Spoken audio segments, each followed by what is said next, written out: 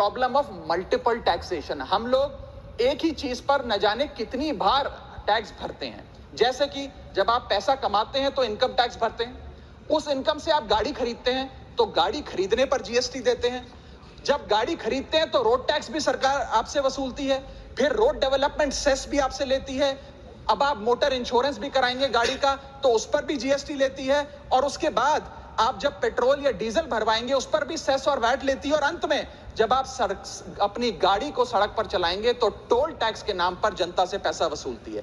That is multiple taxation points. इतने सारे taxation overload कर हम इस देश के आम आदमी का खून चूस रहे हैं सर। और सबसे बड़ी प्रॉब्लम इस देश की आज जो बनती जा रही है आम आदमी के लिए वो है टोल टैक्स। सांसद और मंत्री को टोल टैक्स नहीं देना पड़ता, हमें छूट है टोल टैक्स से, लेकिन इस देश के आम आदमी को हर जगह टोल टैक्स देना पड़ता है। एक रिपोर्ट के मुताबिक हाईवे पे 2 रुपए प्रति किलोमीटर का टोल टैक्स इस देश के आम आदमी को भरना पड़ता है। और अंत में अपनी बात खत्म करूंगा मैं एक कविता सुनाकर, थोड़ा सा सर और इंटेलिजेंस चाहूंगा। और इस टैक्स रिजीम के बारे में 4 पंक्तियां लिखी हैं सर, मैं आपके सामने पेश करना चाहूंगा। सरकार का एक सूत्री मिशन है टैक्स, सरकार का कमीशन है टैक्स।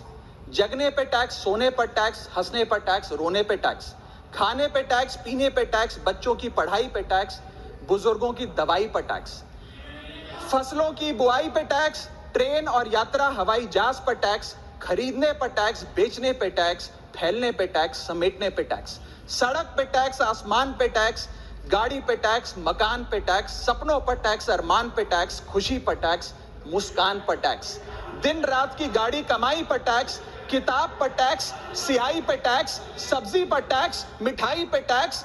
सरकार जनता से वसूल रही है बीजेपी से दिल लगाई पर टैक्स। बहुत बहुत शुक्रिया।